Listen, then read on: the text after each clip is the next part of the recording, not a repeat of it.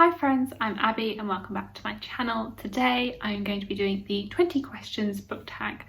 So I will link the original down below. I believe this was originally done on Goodreads, so I will link that if you are interested in checking that out. And I guess we will just dive in. So, 20 questions. The first question, how many books is too many books in a series?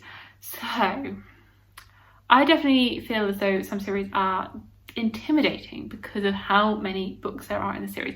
I think a trilogy is a very good length. 3 books. It's just a great way to tell a story. Like, you get into it, you get to see the characters, and it's 3 books. So it's not too much of a commitment. And when you have so many series on the go, like I do, committing to series that are longer than that is a bit intimidating because there's so many books in that series. How many books is too many? I think when you get to 7+ books, that's too many. I think I can do 5 and 6 books okay, because then you do, especially if the world, okay, no, actually rephrase that. So depending on how many books you need to tell the story, I do not want books to be dragged out. I do not want things to be filled with filler. But if you have a story that requires 6, 7, 8 books, that's fine, as long as it requires that and you're not stuffing it with filler. That's how much it takes to tell that story. And I do like when you have books where you really get attached to the characters and you really see the world expand and grow. But I feel as though sometimes books can be filled with filler, and I don't like filler. So I think as a whole, generally between 3 and 5 is my ideal. When it gets 6, 7 more, it gets a bit much. How do you feel about cliffhangers? I'm fine with them. I mean, depends on when you how you're reading a series. If you're reading a series as the book's being published, then it can be a little bit annoying. But if you're reading books as and when the whole series is already published, then it's fine, because you can just go straight into the next one.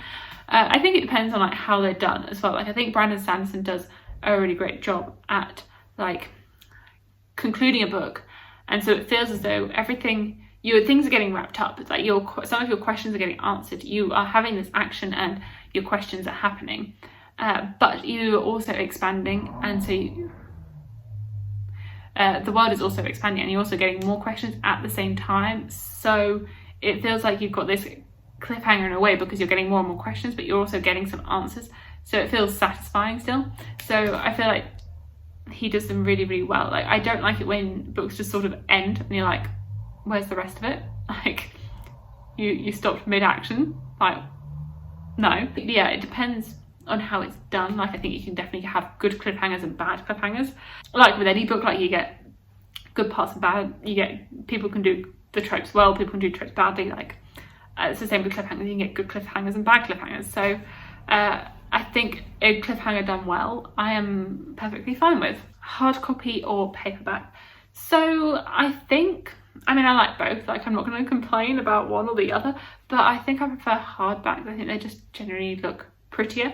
And as well with UK books, their binding is so stiff, so that I am always scared of breaking the spine on a paperback. I mean, you do get some floppy ones, which are lovely, and you do get some which just open, but it's a very hit and miss, so you don't know what you're going to get. Whereas with a hardback, you know. And I do quite like that you're able to take the dust jacket off, read the book. If it gets a bit mucky, ideally it won't, but you can just put that dust jacket back on and no one's going to know, and so it'll still look pristine. So I think I generally prefer hardback, just the aesthetic of them. And I quite like reading from them, because with the UK hardbacks with the UK paperbacks that you can't really open, they are harder to read than a hardback, because you are having to be so delicate with them. Actually, with a hardback, you can be a bit more, not brutal with it, but you don't have to have that fear of opening it too widely, as it just opens. So yes, I would say hardback. Favorite book? That's a big question. That's a very big question. I have been too scared to film a top 10 books of all time or a top 10 fantasy books, because I don't want to narrow it down and miss one. I just haven't had I just haven't brought up the courage yet to film that video. So ask me for one favourite. that is a lot. And I don't know. No, you can't have an answer. I will say I have a favourite books of 2020, which I can link. But favourite books of all time is just a bit too much. Like, don't make me pick from my favourites. No, just enjoy looking at the shelves. Like, you can see there's John Gwynne, there's like some Sarah J Maas, there's S.A. Chakraborty. Like, those are some favourites. But picking a favourite, and I mean, there's ones that I don't own here, which I own at my parents'. Like, don't make me pick. Least favourite book. I mean, there's quite a few that I read in school, which will be my least favourites, like Madame Bovary. I hated that book, and the same with Heart of Darkness. I hated that book. So those classics that I read in school that I really did not like, but like ones that I read for fun or for me, like I don't really have any that I actively hate. I mean, if I actively hate a book, I just put it down. I'm not going to finish reading it, because what's the point in reading a book that I'm actively hating and forcing my way through it? Like, there's no point. I mean, ones that I read not recently-ish, but like Brave New World, I really did not like that one. So, I mean, there's a few that I did not like. That's easier to answer than favourite. Love triangle, yes or no? So as I said earlier, like, I think you can have tropes done well and tropes done badly, and the same with love triangles. Like, I don't actively dislike a love triangle. I mean, I think they get a lot of bad rep on BookTube. Like, lots of people, they had their time. They had like a big time back in, I don't know, 2014, where there was lots of love triangles. You think like Twilight, that was a bit before 2014. That was like 2010, and like the Hunger Games, like they had a big time with people going on different sides, and the thing is, I don't actually mind them. Like, they're not like the worst trope out there. Like, I don't mind them. It's just when you have a clear winner, when you can easily see who the love interest is, who's going to win. Like, that's when it's not done well. Like, I think you can get love triangles that are done well, and you get ones that aren't done well, and a lot of them aren't done well because you can easily see who is going to win. And one that's done well is where it's equal, where you are fighting for both sides. The most recent book you just couldn't finish. I'd say the most recent one that I could not finish was Sea of Ruin by Pam Godwin. I could not do it. I could not bring myself to read that book. I talk about it in my March wrap up. It was very problematic. I do want to support self-published authors because they do have it harder than traditionally published ones. That they do that. It feels like I am hurting them more by being critical of a self-published author. I don't know. It feels a bit more weird to hate on a self-published author, but that book was so problematic and romanticizing abuse and the love interest raping the main character. Like, I could not do it, and I would not recommend it. So if you want my more full thoughts on that, then that will be that's in my March wrap up. I wanted Pirates of the Caribbean meets Bridgerton, did not happen, and I would not recommend. And I could not finish it. Book you're currently reading. I'm currently reading Graceling by Kristen Cashore, so I'm rereading it in the hopes of then finishing the series. I read this a few years ago and then just never continued. I believe they're all companions anyway, but I just decided that I wanted to reread, and I'm having so much fun with it. Like, it's so fun. Yes, I am really enjoying my reread of Graceling. I was really getting into it last night. I did not want to put it down before bed, so I mean, that's a good sign. But yeah, that's the book I'm currently reading. The last book you recommended to someone. I mean, I recommend books all the time on here, so I don't know what the last book I recommended to you specifically was. I have just filming at the same time. You'll see this video after this. I have just filmed my May wrap up, and a book that I was recommending to everyone to read was Kindred. So you will see in my wrap up this book, and I think that a lot of us should read this and I think we will all get something from it. So I would strongly recommend this one, and I'd say that was the last one that I recommended to people. Oldest book you read, publication date.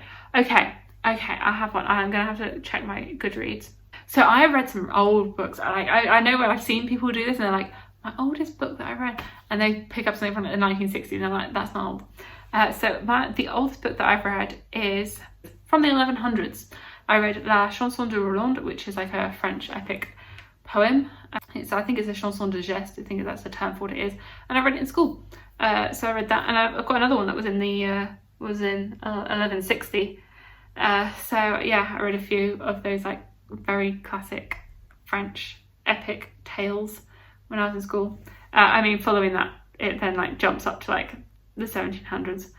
But I have read some old books. I haven't read any like English old books. Like I haven't read Beowulf or the Canterbury Tales, but I have read some old French books. Newest book you've read by publication date. I mean, the newest book that I've read is The Shadow of the Gods by John Gwynne, which came out at the beginning of May. And I read it as it came out, like on the day it was released. So this is the newest one. I haven't read any other May releases, so I'd say this is the latest one that I've read and loved. And you'll hear more about it in my May wrap up coming this weekend. Favourite author? I mean, you're at it again with these questions. Favourite author, favourite book? John Gwynne, Sarah J Maas, S.A. Chakraborty, Erin Morgenstern, I don't know, V. Schwab, Laini Taylor. There's a few. Buying books or borrowing books? I definitely prefer to buy and own my books. I do use my library, I do, but I don't use it that often. Generally, I don't know, like the choice I struggle with, and so they don't have all the books that I want to read, and so I just feel like I have to buy them because I want the choice.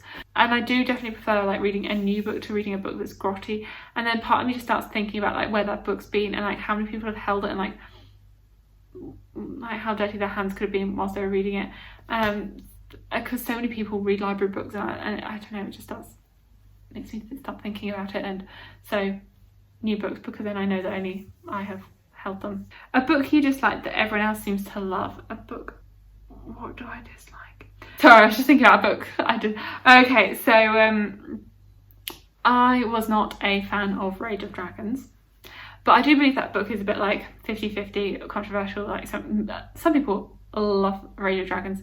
I did not love Rage of Dragons. Another one along that same vein is Leviathan Wakes. Maybe Leviathan Wakes is more unpopular because a lot of people really, really enjoyed the Leviathan Wakes series, the Expanse series. And I didn't like it. No. So there's two that I read last year. They were in my disappointing books of 2020. And yeah, I wasn't a fan. And everyone else seems to really, really like them, and I don't understand. Bookmarks or dog it? I've bookmarks, obviously. Bookmarks all the time. I mean, even if you don't have a bookmark, you can have like a receipt with you. You have something with you that you can put in your book. Bookmarks. A book you can always reread.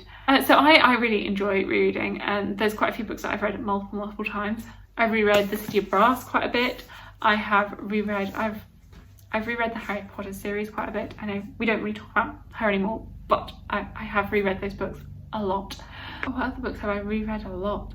I reread like these Eva Ibbotson books. I reread them a lot. Like when I was growing up, I reread a lot. Can you read while hearing music? And yes, I can. Like, I think it depends on how I feel, if I want complete silence or if I want a background track to my reading. So it just depends on the day and my mood. Like, yes, I can listen to music, and it doesn't really it doesn't matter if it has words or if it's just classical. Like, I've done both. Sometimes I just have classical music on because I need to like focus. Sometimes I have words on. Like, sometimes I have complete silence. Like, it just completely depends on the day and my mood and what I'm feeling like. I'm not the biggest like music person, so one POV or multiple POVs.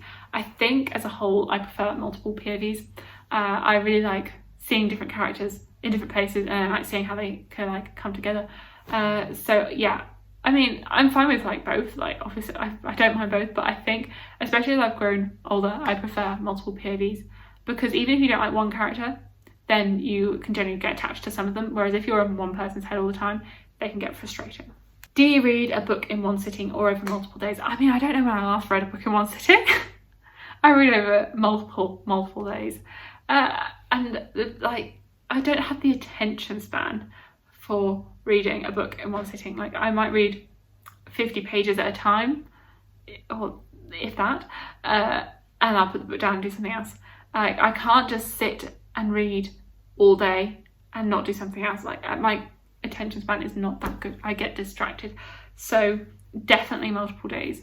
Definitely. I don't know how you do it if you can just read solidly. Like, I struggle with that. So yeah, definitely multiple days. Oh, and the 20th question is, who do you tag? So, not prepared. Okay, I will tag Alan from the Library of Alan Sandra because I know he likes tags. So Alan, you are tagged. I will tag Stephanie's book verse. I don't know if you've done this or not, but Stephanie's book verse, you can be tagged as well. And I will tag Joanna Souza. You can be tagged as well. So there's 3 people. There we go, tagged. If you've done this tag, sorry, but like, hope you enjoy doing it. If not, so thank you so much for watching. Please like, comment and subscribe, and I will see you in my future videos. Bye!